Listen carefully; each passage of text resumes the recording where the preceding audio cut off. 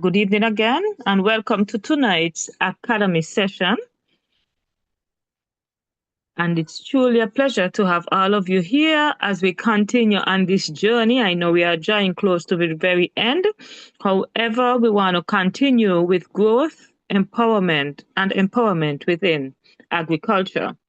Now, tonight, we are honored to be joined by an exceptional presenter, Ms. Jordan Narbut, a powerhouse in sustainable food systems and one of the Caribbean's leading voices in eco-conscious culinary innovation. Our presenter is a sustainable food system specialist, international speaker, and the founder and CEO of the Eco Food Training and Certification Agency. With a rich background in hotel and tourism management, food and beverage operations, education, and sustainable. She has trained over 500 individuals locally and regionally through her organization's sustainable food programs.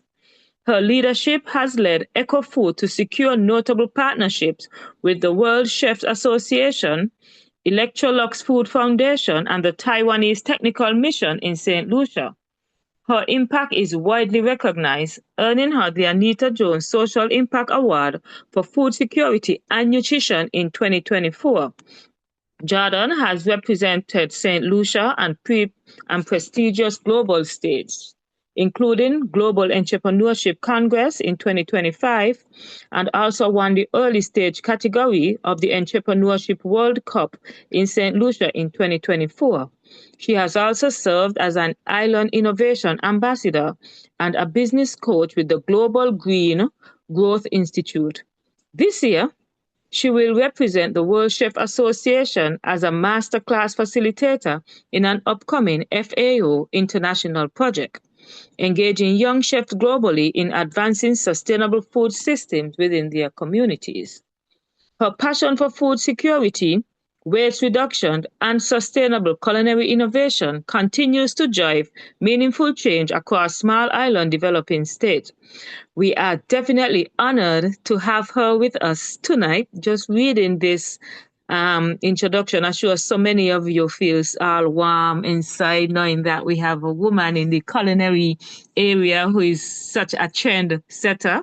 So I'm so excited to be facilitating this session tonight. However, before I allow our fabulous presenter to begin, please know that our academy graduation will be held on Monday, December 2nd at 6 p.m. So kindly mark your calendar, ladies. So now, ladies, please join me in welcoming our presenter for this evening. Ms. Narbut, the mic is yours. Welcome. Hi, wow, that was a wonderful introduction. Thank you so much, Latoya. I am so excited to be here tonight, and I am just very much honored that Helen's Daughters reached out to me to do this present. I did do a practical training a few weeks back, but unfortunately, it would have been the St. Lucian members of Helen's Daughters that would have been able to experience that, which was, a really wonderful experience. But, I'm very happy to be able to be here, to be able to pass on whatever knowledge I have to you all here in St. Lucia, in St. Kitts, and St. Vincent. So thank you so much for having me here again. So I'm going to go ahead and share my screen. I'm also going to turn off my video because my bandwidth is a bit weak.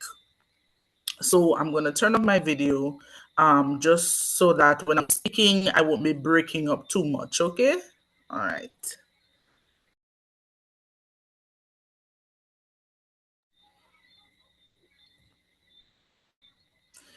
Let me just share my screen.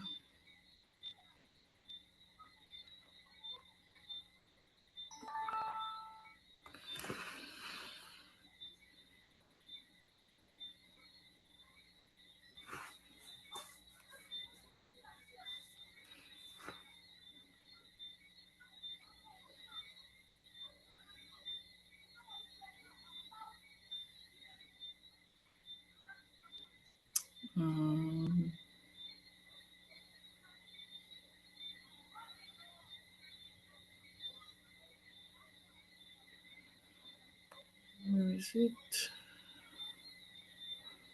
Okay.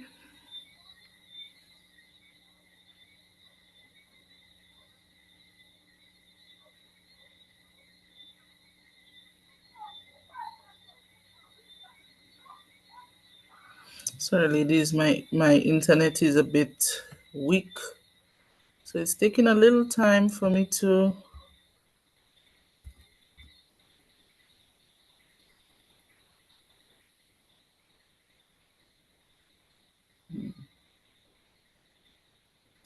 I just have to share the entire screen.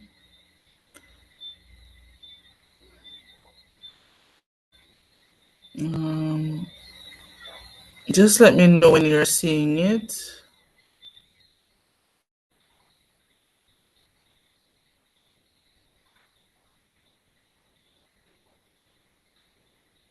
Okay, we are seeing it.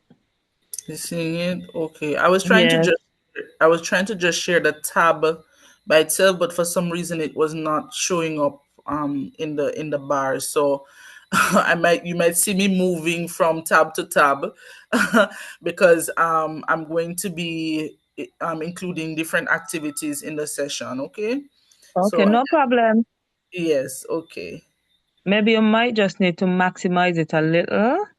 Oh, my That mic. would prevent Okay. you from going tab to tab. Okay.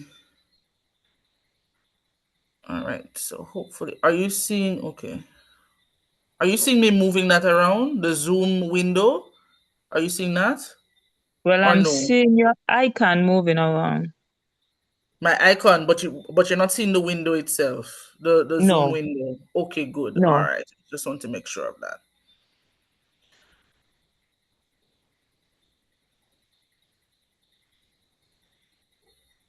Mhm.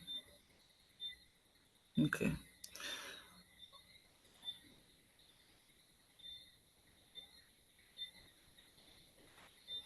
Okay. So welcome again, everyone, to this session.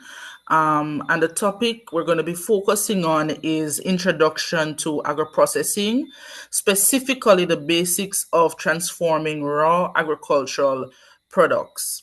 And of course, Helen's Daughters, their programs, their Ag-cademy is always meant to empower women, not just in St. Lucia, but across the Caribbean. Um, no. So as Latoya initially stated, my work basically revolves around strengthening sustainable food systems, reducing food waste, and building capacity within various communities, especially for youth and women. Now, before we begin, hold on. Okay,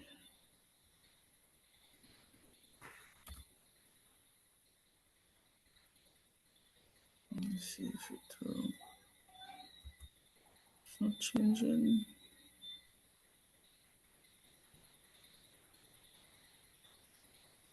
Why is it not changing? Okay, great.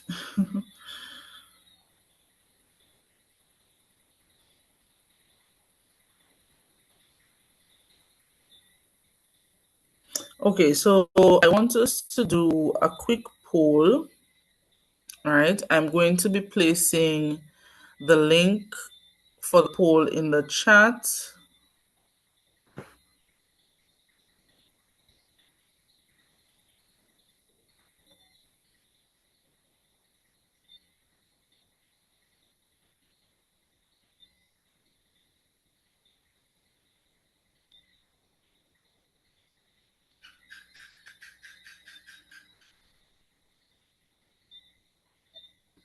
Um, okay.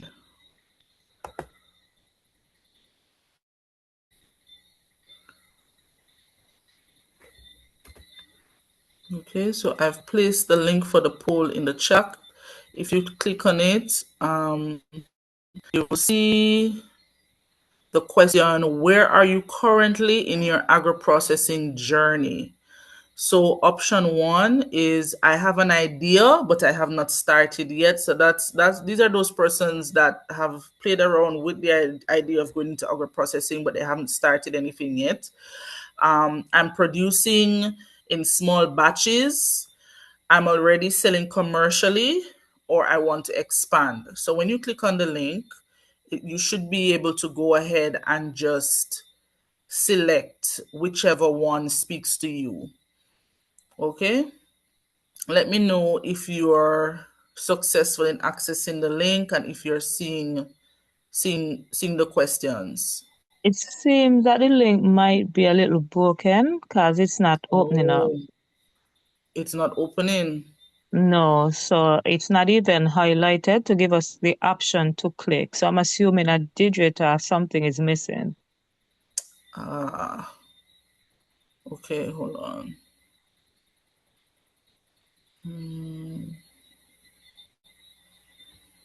Okay, so it should be active now. You could try it again to see if it will work.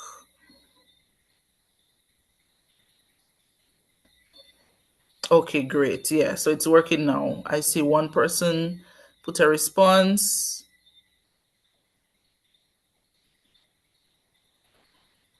Let's go, people. Let's go. That shouldn't take too long to do. All right. Waiting on the responses. Two people so far. Let's I go. don't Let's go. think You can it's, do it. I'm not sure if it's through the link. I think most persons went on the app and just Oh, scan the barcode. So, ladies, oh, if you could okay. scan the barcode, please. For those Oh, of you who are yes. still trying to access the link, it's actually easier to scan the barcode. Thank you. Okay. Well, yes. Thank you so much for that, Latoya. Okay, good. The numbers are going up.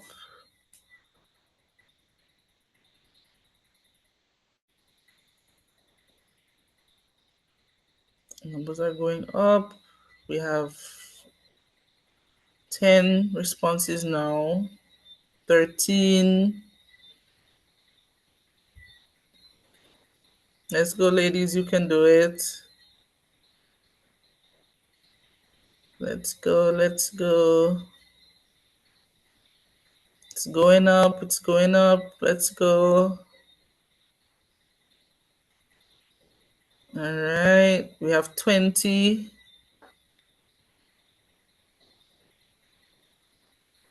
Let's go, ladies. Very good. You're doing good. You can do it. Let's go. We also have some individuals responding in the chat.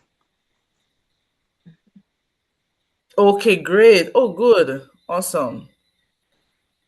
Awesome, awesome, awesome. So we have some persons responding in the chat, which is good.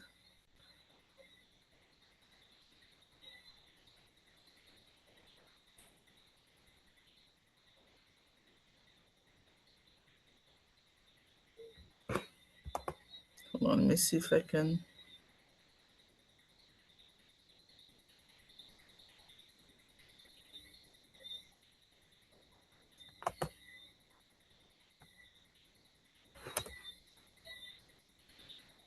Okay, I put the link in the chat again for those persons who are having some issues.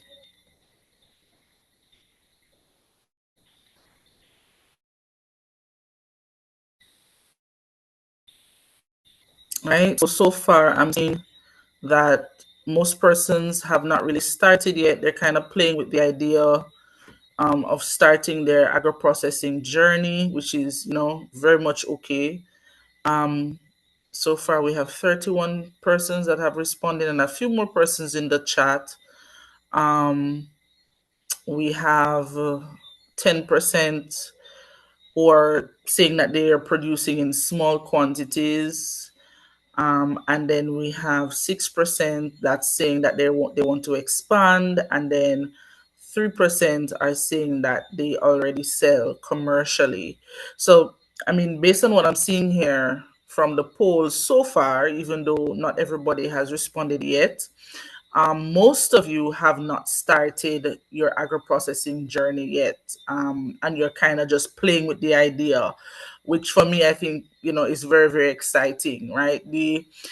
The initial stages of the process is usually the most exciting stage, I think, because that's where you start to kind of do your research, you kind of start to look around to see what product you would feel best venturing into or trying, right? So you're basically in the experimental stage, right? Most of you are probably in that stage right now.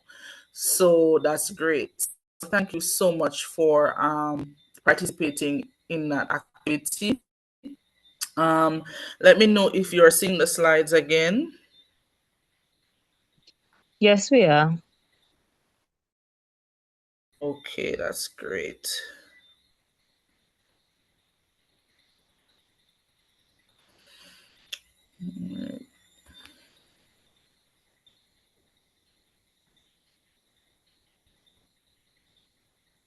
Alright. Let's go. Let's go. My laptop is frozen on me a little bit. Let's go. Okay. Do you want to send me the presentation and let me control it for you? Um, okay, I could do that. Um, yeah, I think I could do that. So let me see.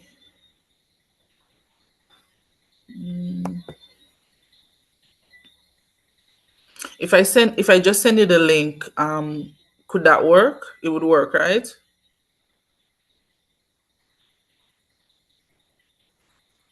Let us try and see. Okay. All right, let me just stop sharing for a second.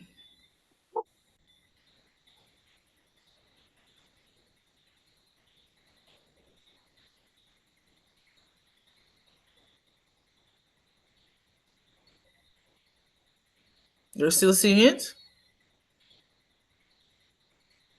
Yes. Well, not okay. We are not seeing it now. Okay. All right, let me all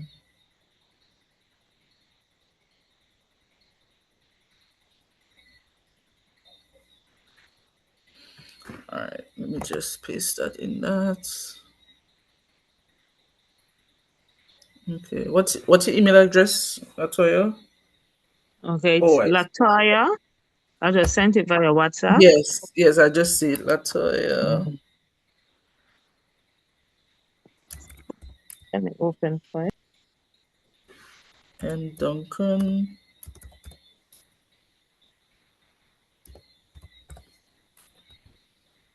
at Gmail.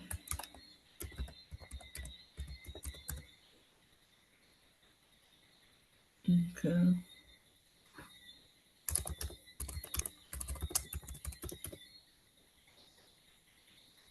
Okay, I've sent it. Hopefully, the link will work.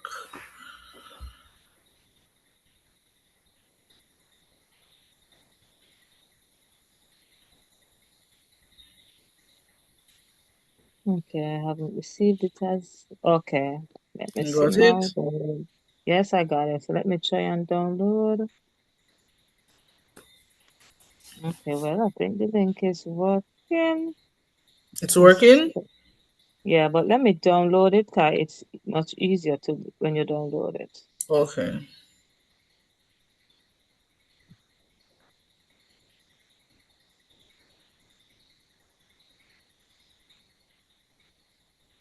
Okay.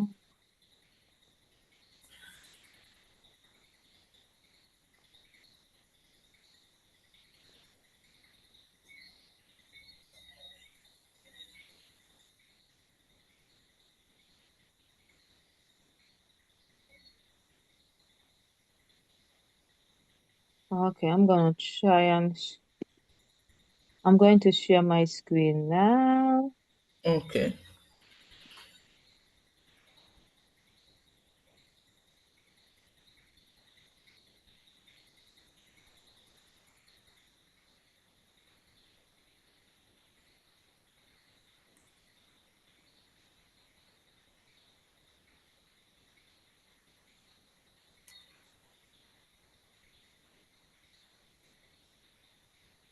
Okay. I think we were Okay. on slide So let me number. know. Okay.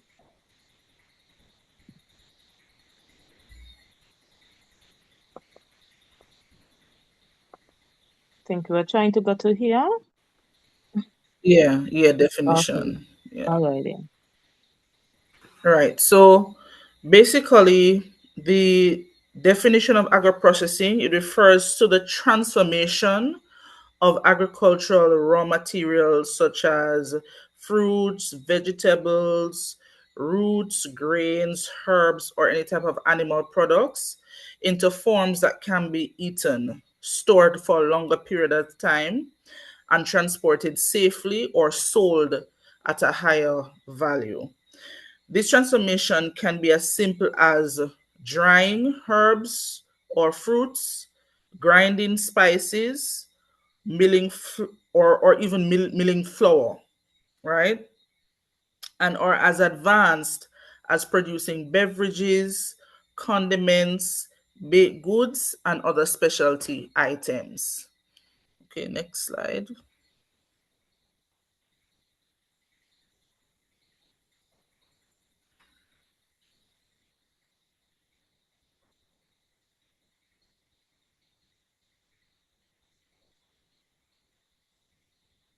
Next slide, Latoya.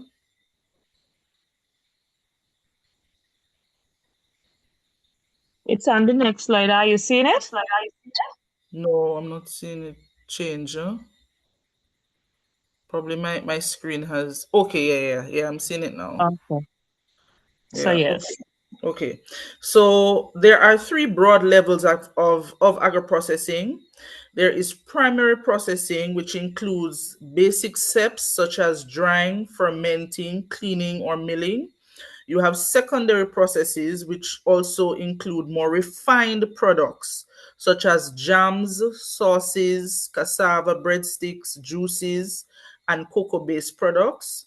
You have value added innovations which introduce new forms and flavors of local ingredients. For example, transforming sea moss into smoothies or skincare and creating gluten free flour blends from cassava or breadfruit or producing artisan spice mixes using local herbs.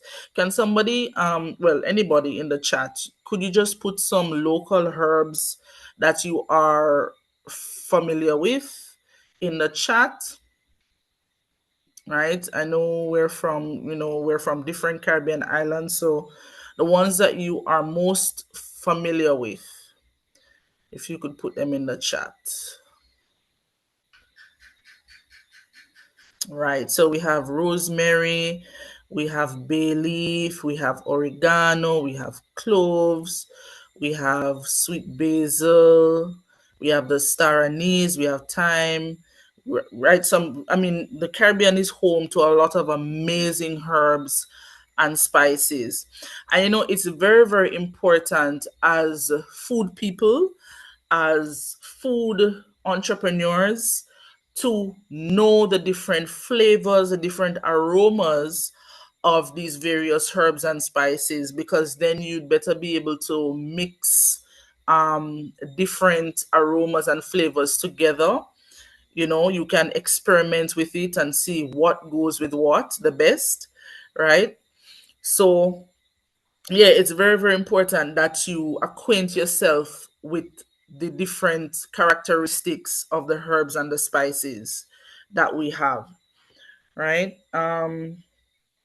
Next slide, please.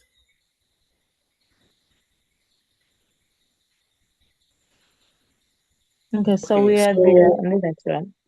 okay, great. Yeah, I'm seeing it. So when we look at the Caribbean context of agro-processing, agro-processing is deeply connected to our culture and our traditions. And it's very, very important as agro-processors that we hone in on that, because we have to remember, when we look at food security, when we look at sustainability, it's important that we keep the traditional food practices alive, right? That's very, very critical. For example, in St. Lucia, we have breadfruit flour, we have plantain chips, we have various CMOS beverages, we have hot peppers, we have various cassava products, right? And it's very, very important that we keep all of those traditions going and alive. And it's the same thing for St. Kitts and the same for St. Vincent, right? Because we don't want these ancestral recipes to die out, right? We really want to keep them. Across the region, agro-processing has allowed communities to preserve produce during peak harvests and convert local crops into items that can support household income, right? So before we go further, I want us to reflect for a moment, right? What raw product would you like to work with for the persons who are playing with the idea of being an agro-processor, right? And for those persons who are already in the business of agro-processing, what raw products do you currently work with, right? So you can type that in the chat as well. So we have one person saying cocoa, very good. One person saying herbs, mango, bay leaf. Awesome. These are some really great products, local products. CMOS, very, very popular. CMOS has become so popular now, so versatile. Somebody says they're currently making pasta from breadfruit, cassava. Wow, cassava sweet potato, very nice. We have plantain, we have coconut and golden apple, we have other fruits such as guavas. Somebody here is using CMOS for skincare. That's very good. I also have that in the presentation as well. We have the five fingers. This is wonderful, ladies. This is awesome. And even with the CMOS, I remember a couple of years ago, just during COVID, or a little bit before COVID, my husband and I we started a CMOS farm.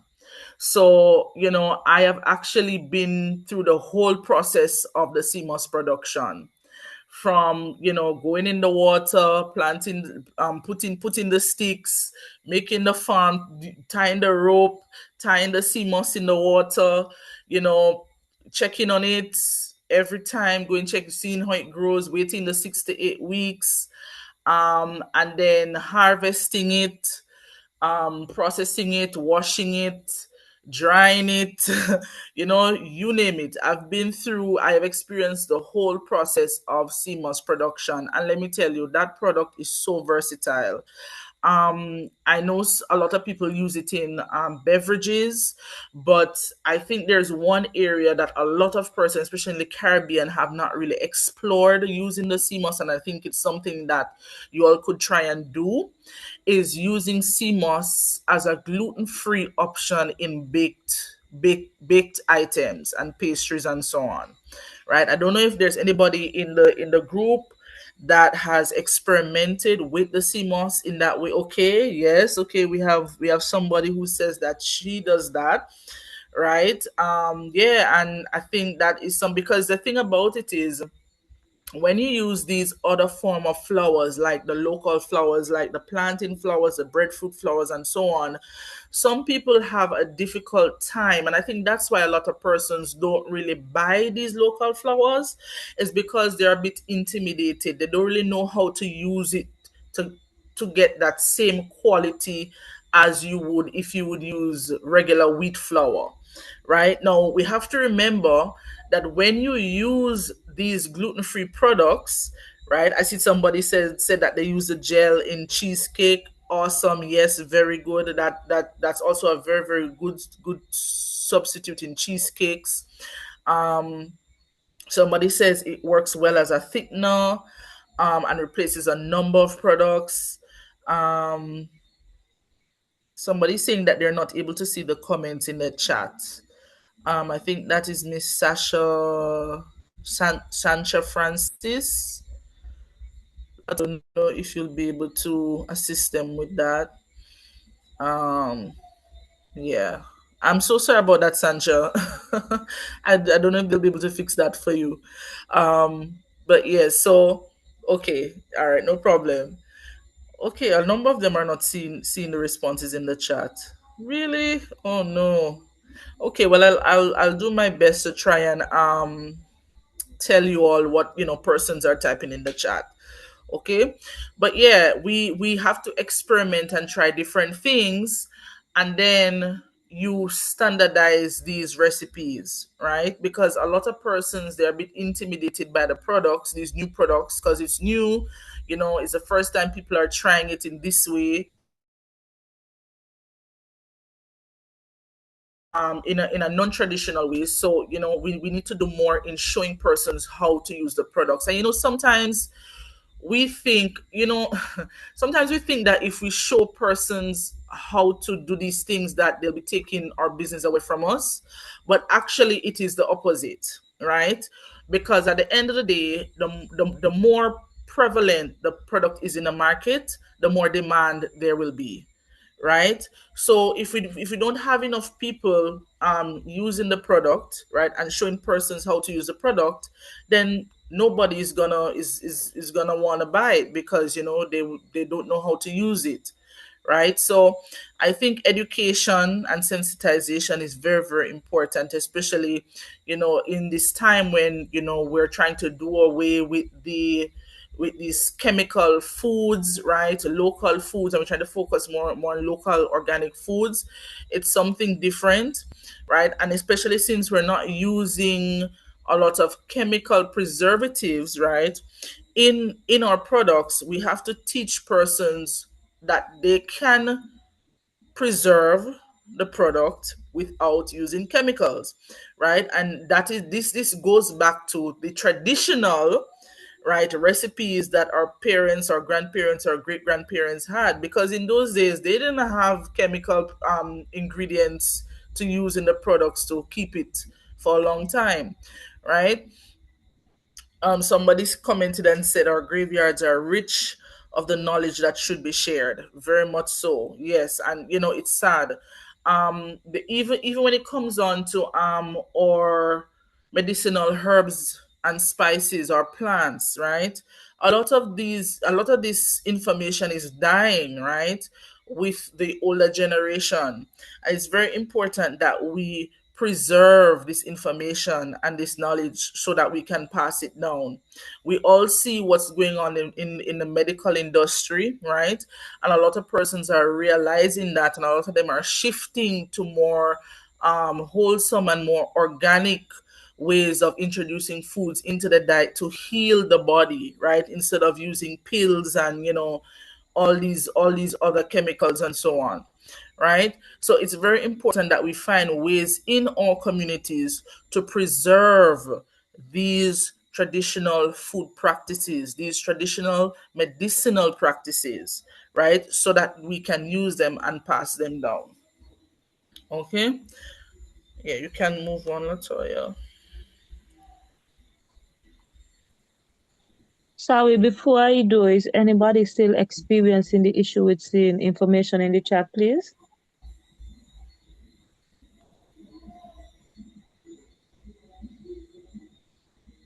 I just typed hi. Anybody have an issue with seeing that? Yes, she said she's still having an issue. Oh, Okay, some we some are people seeing are it now. saying yes, some people are saying yes. Yes, yes. Okay, fabulous. Most Thank you. Yeah, yeah. Most people are seeing it. I think that person maybe has an issue with their specific device or something. Yeah.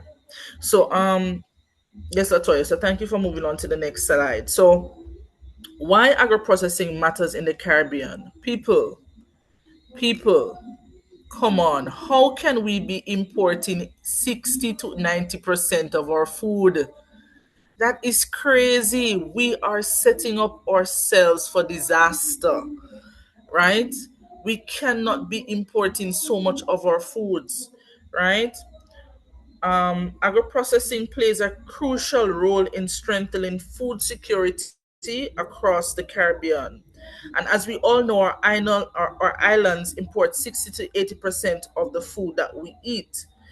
This makes us highly vulnerable to global price changes, supply chain interruptions, and natural disasters. Agro-processing helps reduce this dependency by making it possible to store and utilize locally grown produce for longer periods of time. And when farmers experience large quantities during harvesting season, this is where agro-processors, which are you, can step in to buy and convert these items into shelf stable products, which in turn reduces spoilage and increases food availability. Agro-processing also contributes to food sustainability, which was what I said earlier, which is a sustainable food system in one that uses resources responsibly, reduces food waste, supports local farmers, encourages biodiversity, and ensure fair income for producers. When we look at using our local food items, especially when we're using agro-processing as a method of preserving the shelf life of food, especially when it's in abundance, you must try to use the entire ingredient, okay? Because then you are able to use, or should I say, be able to get the full value of that ingredient. And secondly, it helps to reduce the food waste, right? Um,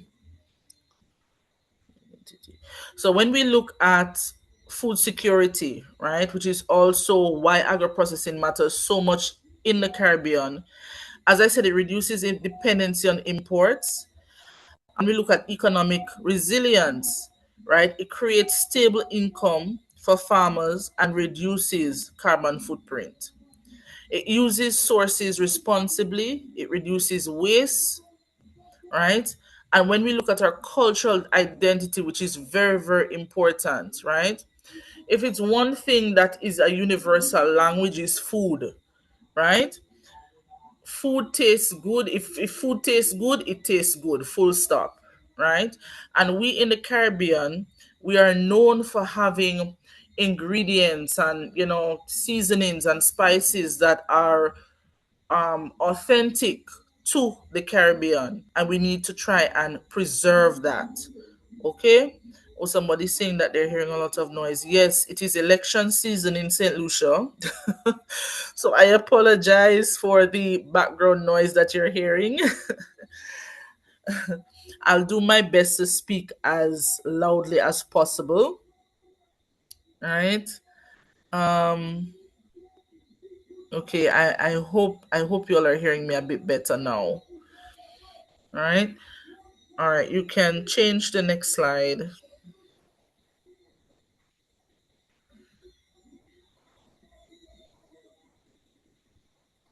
Okay, so women, women as food system leaders, right? So, believe it or not, women, especially small scale farmers and processors, are at the heart of this system, right? Your work not only adds value to local crops, but also strengthens local communities, reduces our carbon footprints, and keeps traditional knowledge alive. As agro-processors, you are not just business owners, you are food system leaders. And I want you all to see yourselves as that, right? You are shaping what is available on supermarket shelves, what tourists experience, and what households consume. When tourists come to our islands, they don't want to eat the same foods that they eat back at home. They want to experience our local cuisine, they want to experience our local food, right? How does your current product, or how do you think your current product would support food security in your community? Right, that is something that you can think about. Think about the families that you are serving, right? The farmers that you're purchasing from, as well as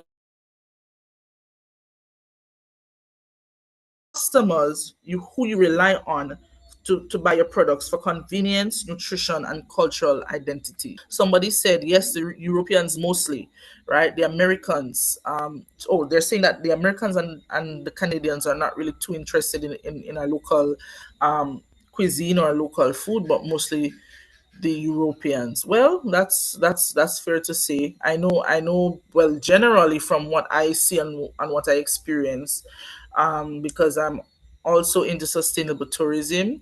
Most of the time, a lot of the foreigners they want to experience island life, right? And with that comes the food. They want to be immersed. They actually want to be involved in the making of our local Creole breads, and the making of our farin, right? And these are also some added experience, if you can, that you can incorporate in your product. For example, if you how many of you all here are farmers? Just a show of hands.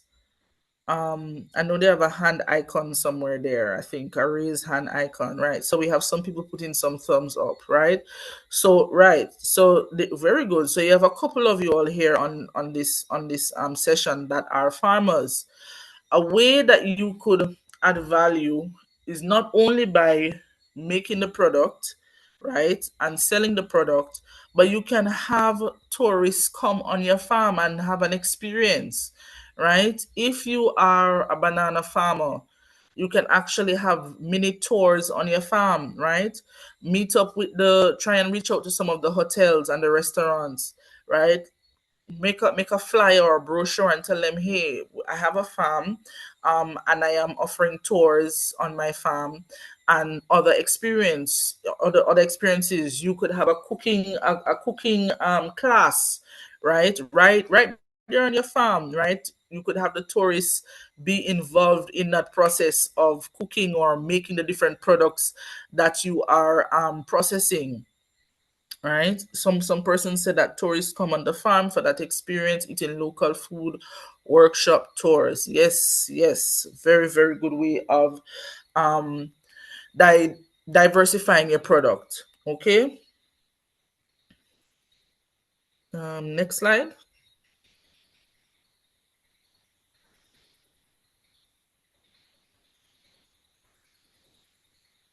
Go back a little. I think you mixed one.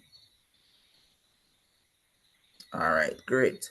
So now we're looking at the role of MSMEs in strengthening food security. So in the Caribbean, MSMEs make up over 80% of the private sector. Wow, that's a lot.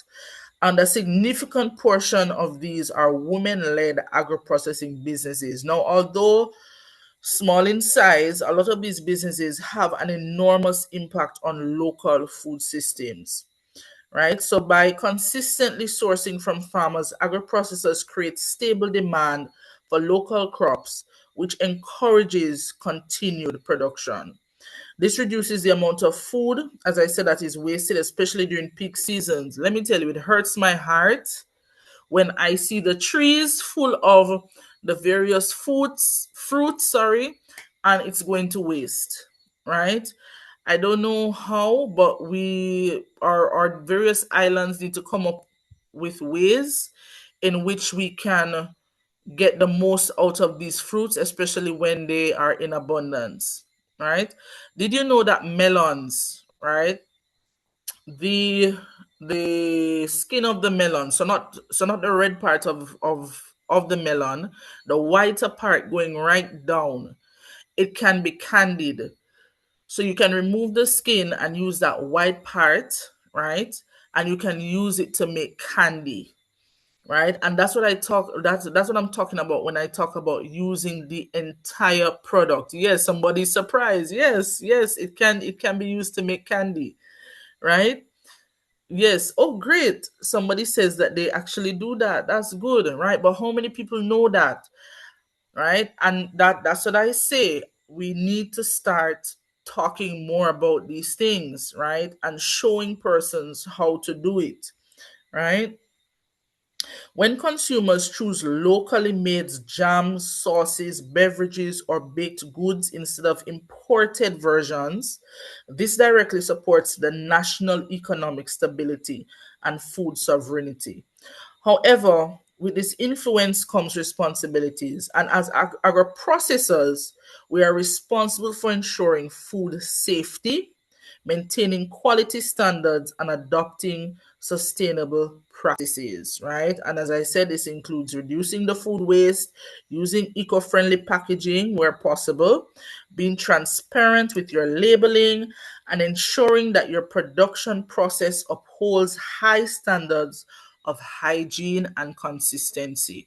This is this is of optimum importance when we look at agro-processing. You want to ensure that your products are of quality standard, right?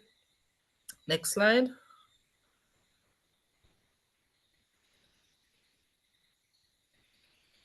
Okay, so here we have a scenario where a farmer brings 60 pounds of ripe tomatoes during peak season. How can you process them? And of course, there are various ways in which you can do this. You can make your tomato chutney, you can do ketchup, you can do dehydrated flakes, right? You can do relish fermented, you can do tomato paste. I want you all to put in the chat one food item, right, that you usually see in abundance during certain periods of time, and give me two or three ways in which you can take that product and turn it into something else, right? So somebody said they pickle the watermelon rind as well. Yes, yes, that's a very good way of also being innovative with melon. Okay, so somebody said breadfruit. So what are the different ways in which you could use the breadfruit, or turn the breadfruit into another product other than the breadfruit flour, right? Then we have mango, right? What are some of the other creative ways that we could use mango? Somebody said mango sauce, mango flakes, right? We have plantain jam.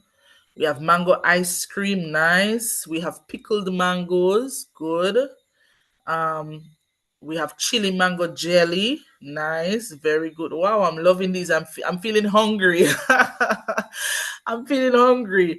Oh, wow. Breadfruit wine. Wow. I would love to try that. Breadfruit balls. We have plum jam, right? We have guava. Yeah. So we have our guava jelly, our guava cheese, right? We have our red mango and masala mango. Nice. Somebody from Trinidad representing. Um, we have breadfruit punch. Yes, breadfruit punch. As you're saying that, I actually tried dashin punch, right? So you can also use these very starchy root vegetables to make beverages as well, right? And they really do well with milky kind of beverages like the punches and so on, right? So we have dashin pasta, we have pumpkin de cream. We have dried coconut shells into organic mulch for use of farm decorative purposes for homes. Yes, very good, right? That is repurposing coconut shells after you use them.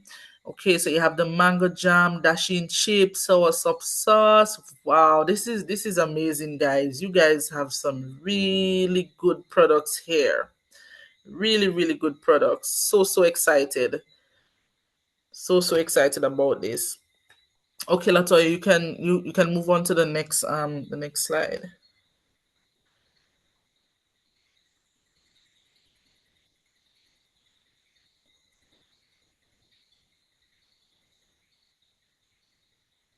Okay, so before I elaborate on the next slide, I'm gonna actually play you a video, right? I hope you'll be able to hear it clearly. Okay, so I'll probably stop sharing now. Right. Yes, yes.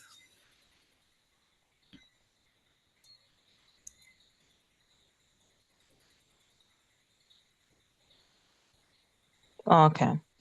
Okay, great. So let me share that.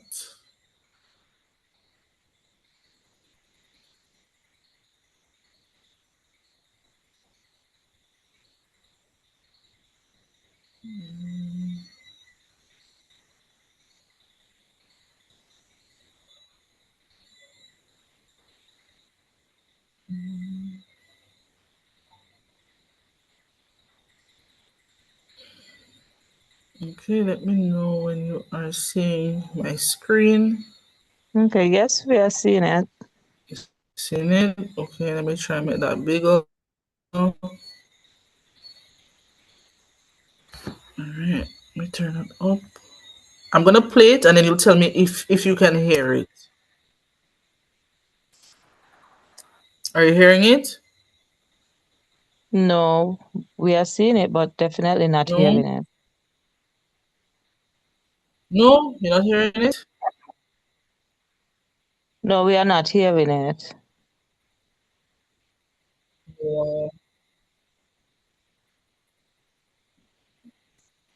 Wow, what's going on there now? Mm, let me see. What is going on?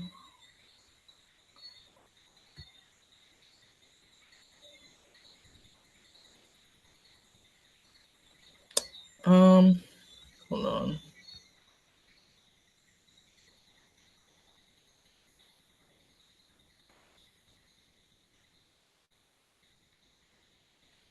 Check my settings to see.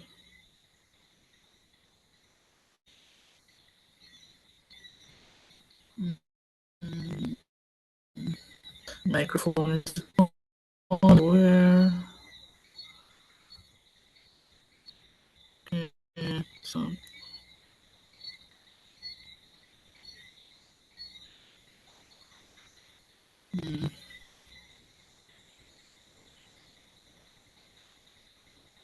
I'm sure why you're not hearing it.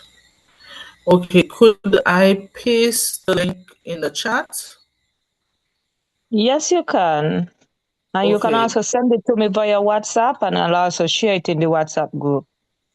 okay, great. So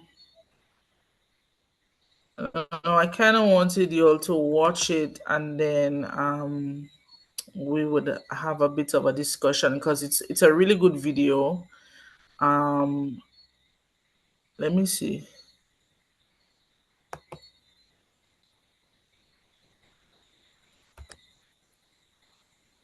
Okay, I share it in the chat, Latoya? I don't know if you could get that and put it in the group, the WhatsApp group. Yes, I'll do that now. Okay, so everybody, Latoya is gonna share the link in the WhatsApp group night. I really wanted us to really watch the video together and then afterwards have a discussion around it. So what I'm gonna do, I'm gonna give you some time. I think the video is about 15, 12 minutes long or something like that, I think. Yeah, it's long.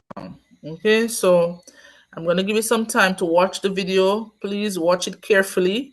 It's very, very interesting. Take the time and watch it, and then we will come back on in 15 minutes. Is that okay, Latoya?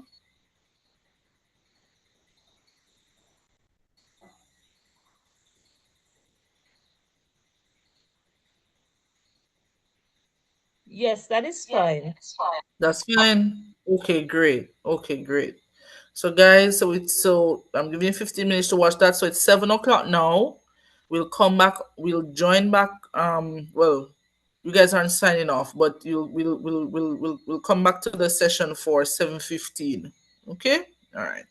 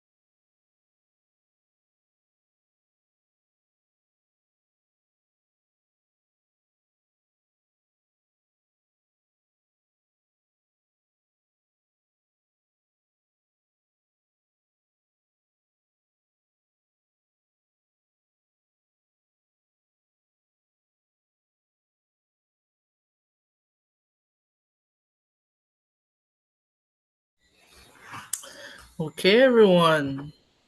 It's 7:15. You should be, if you're not finished yet, you should be wrapping up.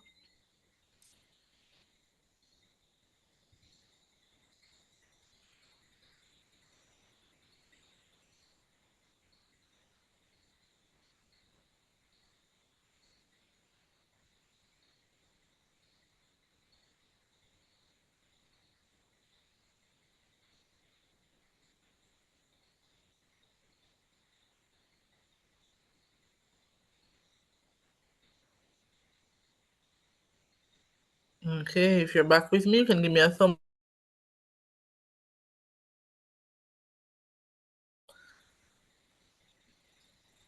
Okay, I see 1, 2, 3, 4, 5, 6, 7, 8, 9, 10. Okay, great, great, great. How did you all enjoy the video? Was it good, right? It was good, right? I'm sure. I mean, I was just blown away. That short 15 minutes of that gentleman's story really opened, so many areas of exploration when it comes on to manufacturing and processing. Latoya, you were saying something? Yes, I was saying there's quite a bit of, well, information in the chat about the impression the video left. Yes, yes, yes, yes, yes. It spoke about a lot of things. And I'm just gonna touch on a few things. Um, Let me see. There are some things that really stood out. The first thing was, when you in your mind initially, when you think you're going in a certain direction in starting a business, a lot of the times where you start is not where you end up, right? And that is the perfect example of this video, right? Because he started out as a farmer, right? So he started out farming, producing grade A fruits, and I don't want to go too much off on a tangent, but even the fruits. Remember, long, long ago, like when we were small children, people used to say that Caribbean islands we cannot grow strawberries and these foreign fruits. Remember that? A long time ago when people used to say that, oh, we cannot grow American apple, we cannot grow these types of fruits, these various types of berries in the Caribbean region. Let me tell you guys, this was not true. This was a big fat lie. Because he is located in Africa, right? Very, very hot climate. And he was able to do that successfully, right? Of course, the climate changed, which caused his grade A fruits to go down to a grade 3, grade 2, grade 3, right? Um, Now, typically, as a farmer, a lot of farmers would probably panic, right? They would say, "Oh my goodness, what am I going to do with all of these lower grade fruits that I have invested so much into growing?" And luckily, he was innovative enough to see another opportunity, and he switched, right? And he went into manufacturing, right? The manufacturing of pulp, right? Fruit preservatives, right? And is there, but before I continue, is there anything that stood out particularly in his story that really spoke to you? He spoke about so many things. You hear about innovation, you hear about waste management, you hearing about staffing, you hear about getting equipment, you hear about so financing, yes. He even spoke about the persons who initially started the business with his partners. A couple of them fell off. He spoke about partnership, meeting the needs of his people, very, very important, of his clients, right? It's important that as agro processors we understand what our clients want, and we're going to go into that further into the presentation. Record keeping, very, very important. A lot of us a lot of us farmers, agro processors, sometimes we tend to take that for granted, but that's very important, right? Product development, market research, excellent words, and we're going to be getting into these as we go along in the presentation. There's something else that really stood out to me. He said that the children of workers develop interest in working there. Yes, yes, very good. He was able to inspire others, right? The outsourcing of raw materials, yes, the hiring and the firing of the staff. Even with the hiring and the firing of the staff, he just decided to get another company to handle that, right? And that's very, very good, right? As a business, you don't have to take on everything. Yes, when you're smaller, when you're operating on a smaller scale, that is something that you can handle, right? But then when you start to grow, you know, sometimes it's not worth it. Sometimes it's better to just pay an outside firm to just deal with that, right? Knowing what your customers want, right? He was able to understand the challenges, right? Very important in business. As soon as we face a little challenge, we want to give up. No, we have to be persistent, right? Understanding the market, very, very important. Understanding your customers and what they want. And as agro processors, it's important that a lot of the times we tend to want to create a product for everybody, right? And you have to be very, very careful with that, right? I think it's more strategic. I think it's better if you're able to actually identify a niche market and create products that target that niche market, right? And then from there you can diversify. See, somebody said it. He diversified to make sure he could cover different markets. Very good, right? Excellent. But when you're starting out, it's important. It's more effective if you stick to one market, and then as you grow, then you diversify your product offerings, right? He also said something that was very interesting. Now, his company specialized in making jams, right?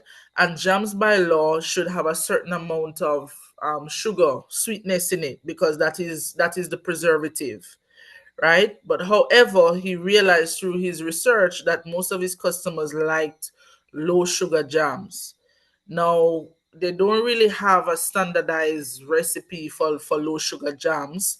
So he said he had to go to the EU to adopt a statute to be able to develop and create a recipe for a low sugar jam, which was approved by the EU.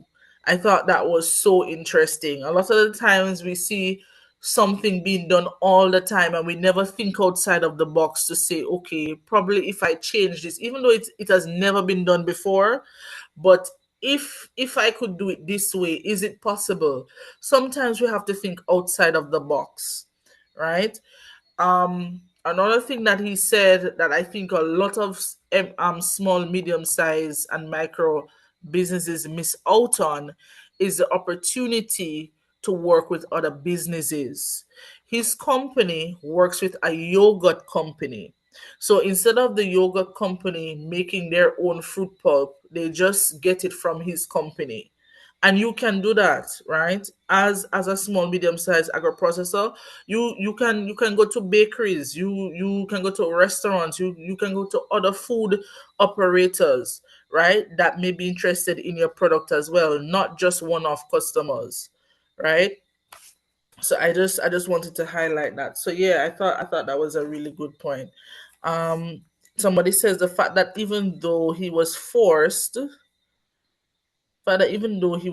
to change direction, he expanded, he is still developing while catering to his target market. Yes, very, very much so, and very much, very, very impressive, right? So Latoya, you can put back the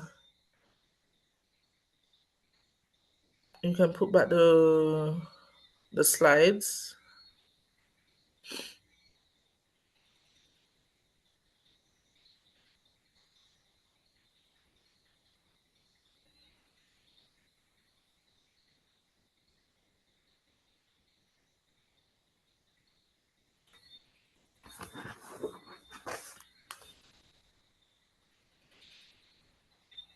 All right. So continuing from that video, that video showed where he was very innovative with his product, right? And this means creating new or improved version of an existing food, right? So, for example, we have breadfruit pasta, we have cassava pizza crust, we have sea moss protein beverages, we have plantain pancake mixes, right? So, these are other innovative ways in which we can take a product and make it even better, right? We also have packaging innovation. So, environmentally responsible, cost effective packaging materials can be used, right?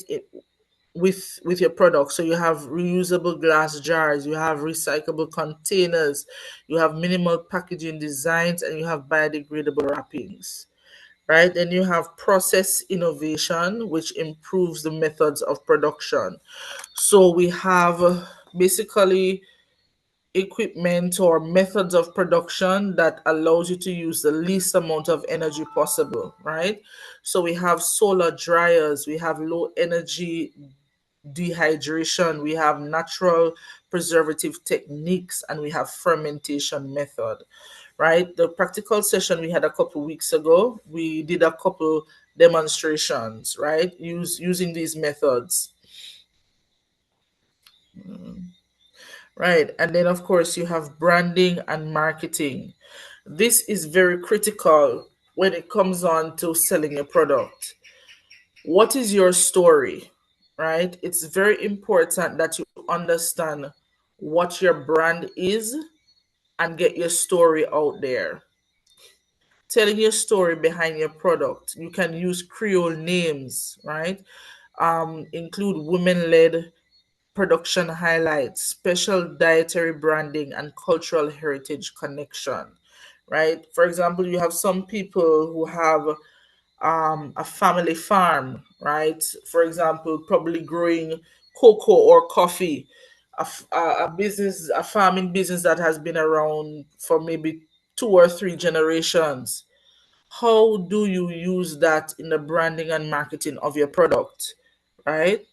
You can talk about the story of your family having this business for how many generations and you taking it over and where it was and where it is now, right? Because people like connection, people want to feel connected, right? Um, Next slide.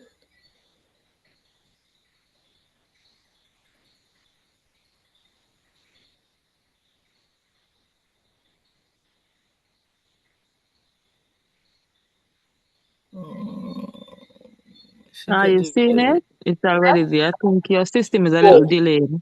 yes, yeah, okay, yes, yes, I'm seeing it now. So we have some innovation examples, right? So we spoke about the breadfruit pasta, right? So this is where traditional breadfruit is transformed into a unique pasta. And I think somebody in the group chat said that they do this, creating a niche product that's both culturally relevant and internationally appealing. Then we have cassava pizza crust. This is gluten-free pizza crust alternative using cassava, catering to specific dietary needs while expanding market reach. And we cannot ignore the fact that persons are becoming much more health conscious. There are persons that, right now, a lot of persons have a lot of allergies, a lot of food sensitivities. So, businesses are trying to find ways of being innovative in using other products that could suit their clientele or suit their customer segment, right? Breadfruit is probably one of the best foods in relation to nutrition, diet, and health, right? It's great for persons who are diabetic, and it has a wider range of health benefits. Another food item is soursop, right? Soursop is really, really good. Not just the fruit itself, but the leaf, the root, the whole thing, right? So these are some of the things that we need to explore. All right. Then we have process innovation. We spoke about the use of more energy efficient ways of producing our products. And of course, packaging innovation using eco friendly materials and branding and marketing innovation by using heritage branding. Sorry. Next slide.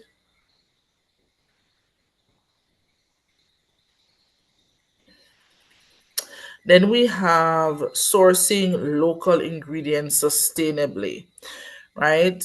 With this, you're able to build farmer relationships. Strong relationships ensure consistent supply and strengthen rural livelihoods. You're able to build trust with your local farmers, support rural economies, and create mutually beneficial partners. And when you do, and when you're able to build these strong relationships with your suppliers, you are able to tell them what it is that you right in the product that they're providing for you. For example, I do train sustainable food culinary operations with catering companies, restaurants, and so on. And one of the things we focus on is the sourcing or the use of more local ingredients in cuisine, right? And I tell my partners all the time, form a relationship with the local farmers that are supplying you with the local and fresh ingredients, because then now you're able to tell them exactly what it is that you want. If you want your item that you're purchasing from them to be organic, you can tell them that and tell them how you want it, right? Then we have imperfect produce. A lot of the times, persons tend to shy away from using fruits and vegetables that don't look pretty. But for me, I love my fruit when it's ugly because it tastes nicer like that, right? So, mishapen fruits, so fruits that don't look so nice or ham or so on, and vegetables can be purchased at lower costs and used effectively in agro processing. So when you see they have these fruits, don't shy away from them. Purchase them. You can get them at reduced costs as well. You have to remember that appearance doesn't affect the final product quality, right? You also food waste while lowering costs, and it's great for value added products. Then you have contract purchasing. So contract agreements stabilizes demands and prices for both processors and farmers. So this guarantees minimum purchase quantities and provides price stability while ensuring consistent supply chain. Next.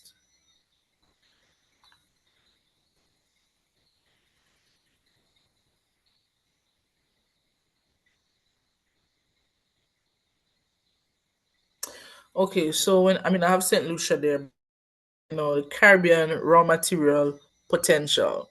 So with this, we look at abundant local crops with tremendous potential for added transformation.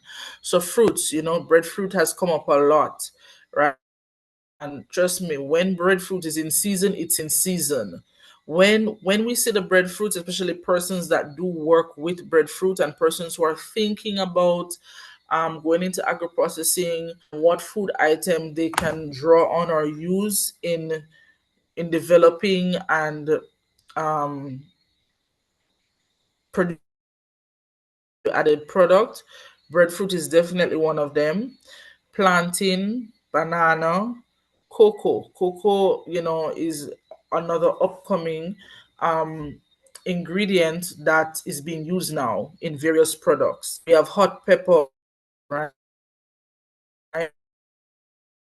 And of course, with raw products and ingredients such as the hot peppers, you can use different variations of herbs, spices to make it different. For example, our practical that we had a couple of weeks ago, one of our groups added pineapple or hot pepper sauce, and that was so addictive.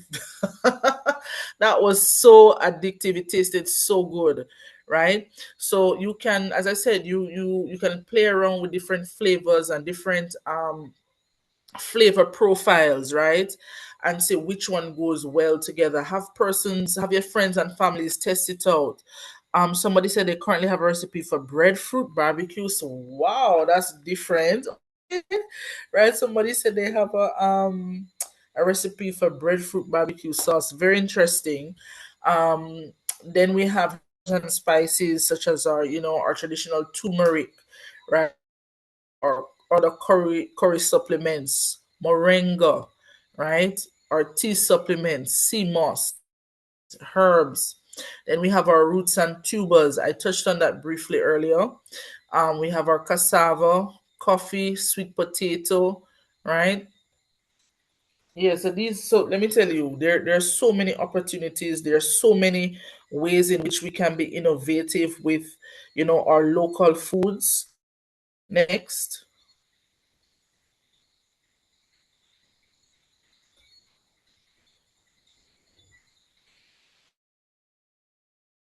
Okay, so when we look at basic principles of agro-processing, it's important that we discuss some essential principles that every agro-processor must follow to ensure food safety, quality, and compliance. So the first area is good manufacturing processes, also known as GMPs. And this includes maintaining clean facilities, wearing proper protective clothing such as aprons, hairnets, lab coats, gloves, practicing correct hand washing techniques, ensuring that equipment is fully sanitized, and preventing contamination through proper storage and pest control. Right? Very, very important. Next.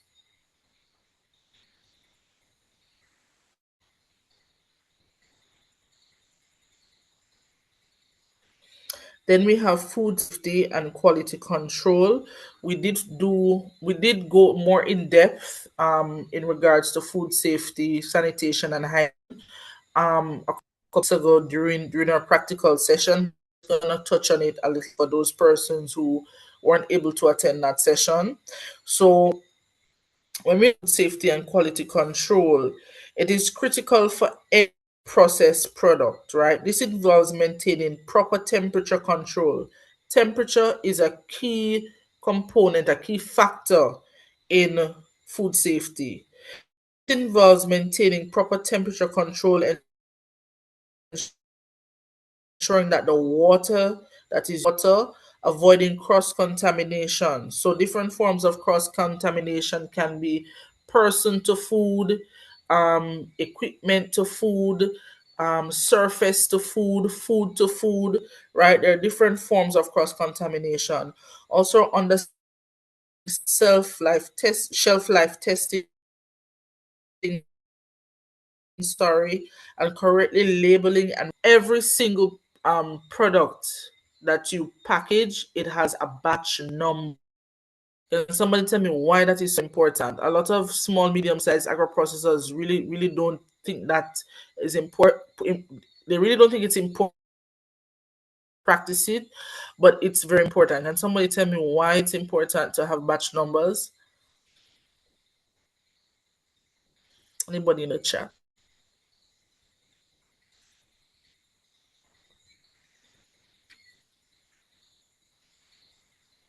Anybody? Why is it important? Very good. Traceability in the case of a recall. Very good. In case a batch goes bad, right? So for those persons who are thinking of starting an agro-processing business, having a batch number is very, very important, right? Without these practices, you risk spoilage, contamination, and legal challenges, right? Quality control is another key area, right? And this includes analyzing your recipes, measuring ingredients accurately, and conducting sensory testing to check flavor, texture, appearance, monitoring your pH levels for acidic products like sauce, chutneys, and maintaining proper records for each production batch. Every food entrepreneur must have a SOP, standard operating procedure. Standard operating procedure. I'm going to put it in the chat. Standard operating procedure, SOPs. It doesn't matter how small your business is, it's very important that you have that. And you must have recipe cards, right? So recipe cards are what ensure that you maintain the quality and the consistency in your recipes, right? In your products, right? So it doesn't matter who comes and works for you. You're training the person, you have that on standby so that they can have access to that and they follow that. Eventually, once a couple use it a couple of times, they will get the hang of it. Okay, but these two things are very very important. Especially when you're running any type of food business. So it can be agro-processing, it can be restaurant, it can be a bakery, what any type of food business, having these two things are very very important. All right.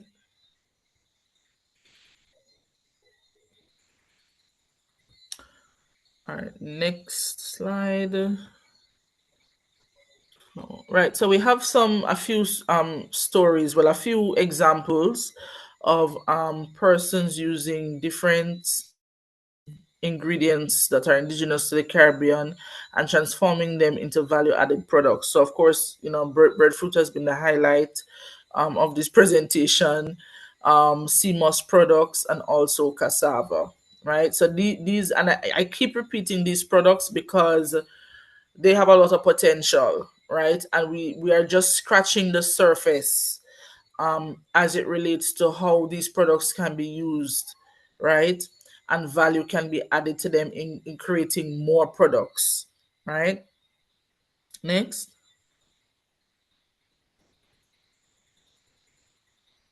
When you look at building a successful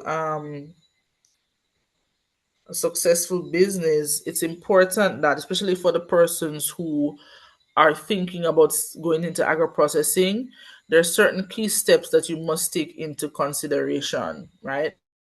Actually start selling the product.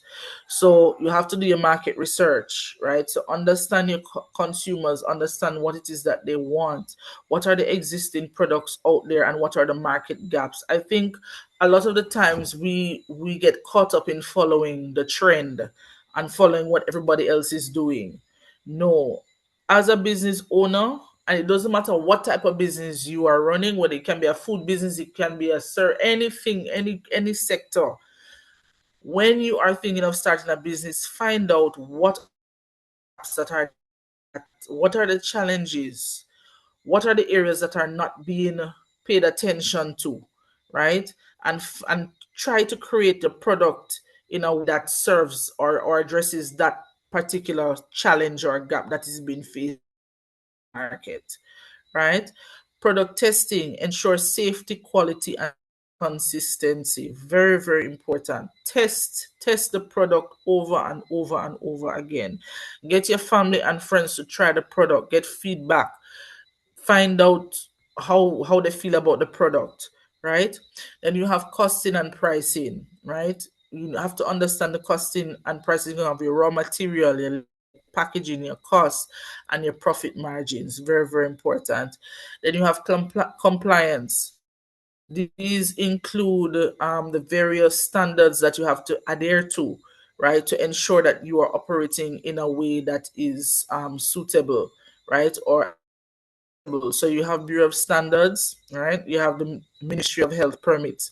So your health cards for all those persons who are operating already. I hope your health cards are up to date. And for those persons who are thinking about going into agro processing, sorry, please ensure that you have health cards, right? Then we have branding and packaging. All right, it's important that you're able to distinguish products on your store shelves. How does your product stand out from all the other products on the shelf, right? Distribution and records. Reach customers via supermarkets, markets, or online. How are you going to reach your customers, right? How are you going to, because remember, right now we live in a world where everybody wants to be seen. We have social media, we have so many things happening, right? How are you going to ensure that your customers are seeing your product and they are able to get access to your product? Okay, next slide.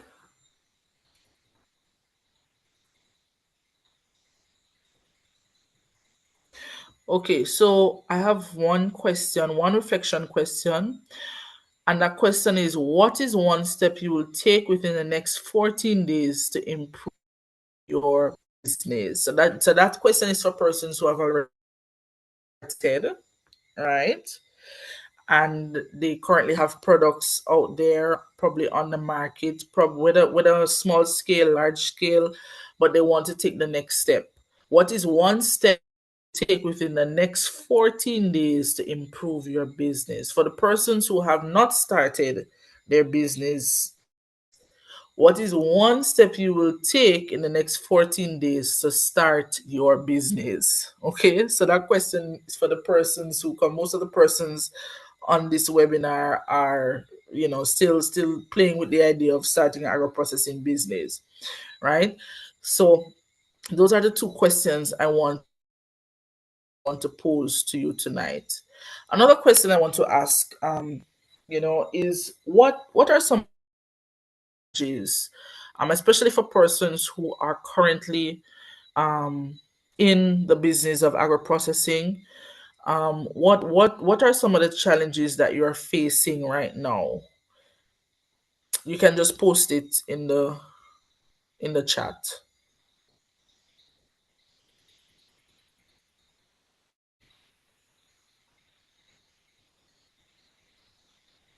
Very good. So somebody said I will research on the product and get my health card. Very good. Include batch on the labels. Very good. What are some equipments need for agro processing? Well, it depends on what it is that you're doing, right? It depends. Um, but I want to hear what are some of the challenges that you are facing for those persons who are currently in the business and find it difficult moving forward. What are some of the challenges that you're facing? Is it getting access to markets? Is it financing? Um, is it keeping track of your records? Is it staffing? Like, I just want to hear what are some of the challenges that you're facing.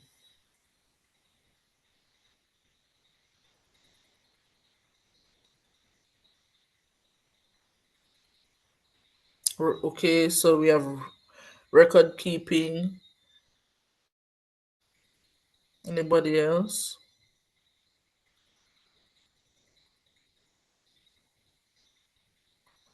Marketing and finance, financing, staffing, record keeping,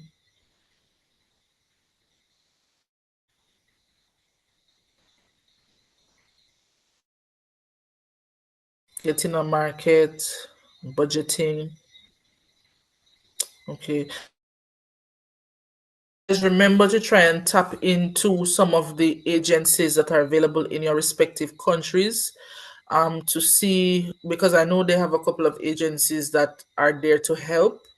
So see how you can tap into them. Remember, they have grant funding available too in some of these agencies, even regionally. They have various entities that offer grant funding. So always keep your eyes open, right? Shortage of feed for chicks from supplier. For that person who said that, you could probably see, what kind of feed do chicks eat? Is it a specialty type of feed?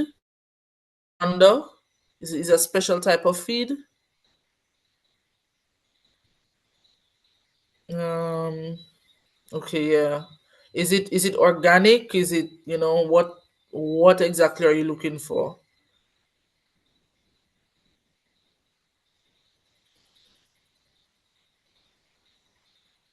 And another thing that you can do, you can also work with other small businesses, right? You could probably, there's somebody else out there that, you could probably partner with them, right? And see how y'all could work together, right? Just like in the video, right?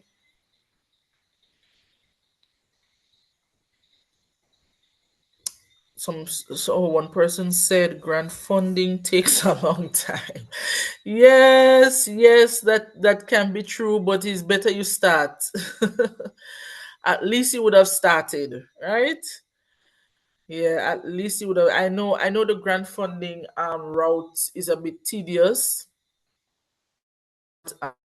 At least you would have started, right? And as I said, you have to stand out, right? You don't want to be in a situation where you're doing the same thing that everybody else is doing, right? You have to stand out with your product, right? What makes your product different from anybody else?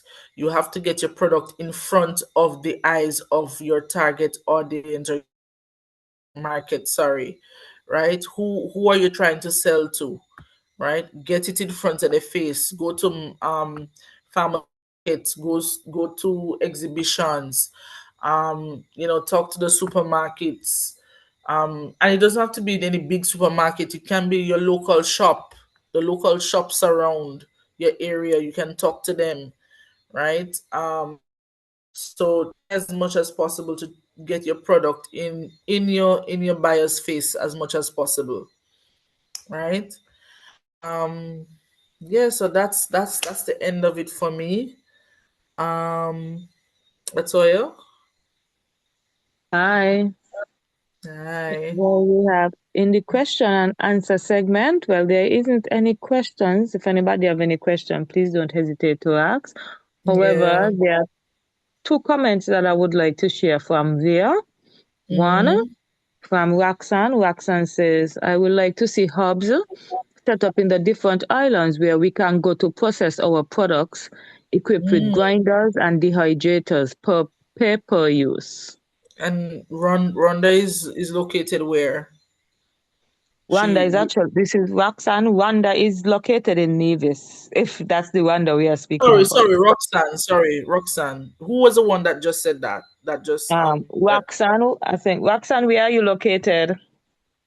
If you could just write it in the chat, please.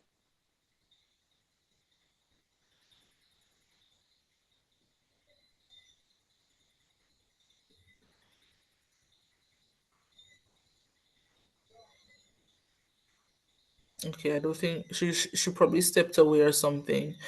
Mhm. Um I'm not Okay, sure wait. about I'm not hmm? Oh, she's located in St. Vincent. Okay, she's in Saint Vincent. Well, what she could do? Well, I don't know if they have this in Saint Vincent, but in Saint Lucia, they have certain agencies that help to set up hubs. These same hubs in different communities. So they already have the equipment, the processing equipment that agri and persons can go and use to make the products. Right now, in terms of how it is maintained. I'm not sure if probably these agriculturists have to pay a fee to use the space or how it works. But I do know that in Lucia, for example, I'm from the community of Mikud in St. Lucia, and we do have a women's cocoa group, chocolate group that they use cocoa to produce the chocolate, and they have own facility. So forming groups can also help as well. So if, for example, Roxanne is from St. Vincent, say she's using a particular type of product that they have other persons in St. Vincent that also produce this product, they can form a group and then probably make a proposal or write a proposal to maybe the Ministry of Agriculture saying that we have this group of women, we are seeking a facility to be able to produce, this specific product. And if you can, they could even go as far as asking them if they can help them get markets for the product, right? And they would get the funds through the association. So that is another good way of doing it, guys. I say all the time, when we live on small islands, right? It's very important that we work together, right? We are too small to be working in silos. We have to work together, right? And if we work together, then all of us will be able to move forward and we'll be able to reap the benefits. Okay. um oh, okay, that was a note taker. Yes. Any other questions? Well, we have one actually. Well, Mm-hmm. not a question. This is a comment also. I have seen grants for youth, Mm-hmm. but what is Mm-hmm. there for older persons? That's a very good question. I know they have some grants for just the general public. I know that they have a couple of them that lean more towards women. Um, yeah, man, they do have a few. What I will do, I will go through my resource bank and see what I can find, and if anything, I would forward any links that I get for funding for agro-processors, or anybody that is in agri-food, and I will forward it to Helen's daughters so that they can it in the group chat. I right now I'm actually going to be working with the Food and Agriculture Organization on a project called the Young Chef program. Right, I'm supposed to be mentoring chefs from all around the world in developing projects geared towards developing food systems in their communities. So, sorry, for developing more sustainable food systems within their communities. I did send the link to Helen's daughters today at some point. I don't know exactly who received it, because it was the business WhatsApp account I sent it to, but you could ask and share it in the group. Um, yeah, you could so persons can check that out, and of course, if I come across anything else, I will definitely forward it to your admin for them to share it in your group. Okay. Thank you. Do we have any more questions, comments? I I think hope you you did enjoyed such the a session. fabulous job. I hope you enjoyed the session. Yeah. I could also put my email in the chat. See at gmail.com, and my contact information 587327179. So that's my WhatsApp number. What I'll do, I'll share your signature from the email with the WhatsApp group. Okay, great. Great, great. I still posted it, but yes, that's fine, Latoya. You can do that as Mhm. well. And I'll be seeing you all again on Thursday, right? Yep. Okay, great. I'm looking forward to that. So I think since we have no questions and no more comments, I think we can look at closing tonight Yeah, to bring this evening session to a close. yeah. I You're just want welcome, to, Joyce. yes. So I really want to thank everyone for joining us this evening. It has been quite a journey, and like I said, we are closing the end. A special thank you to you, Miss Jabon Norbert, Miss Jordan Norbert. Yeah, I hope I'm saying mhm. it correctly, for Yeah, sharing your Jordan. expertise, your passion, and practical insight, which is so important when you are looking at presentations, especially of this nature. And practical tips always go a long way. And with Yeah, sustainable food systems, that is definitely needed. Your guidance tonight truly enriched our understanding and inspired us to think more innovatively about agriculture, agro-processing in our different countries. To all the participants, thank you again for your engagement, your comments, and your commitment to growing within this space. I know each session brings us a step closer to strengthening our skills, our farms, and our communities, and we are definitely seeing it among our participants. So as we wrap up, please remember, ladies, everything you learned tonight from the West sessions is all about empowerment. And please remember to share knowledge with everyone else. It also helps to benefit you. So thanks again. Have a safe and restful evening, and I'll see everyone, God's willing, at the next session. Good night, everyone.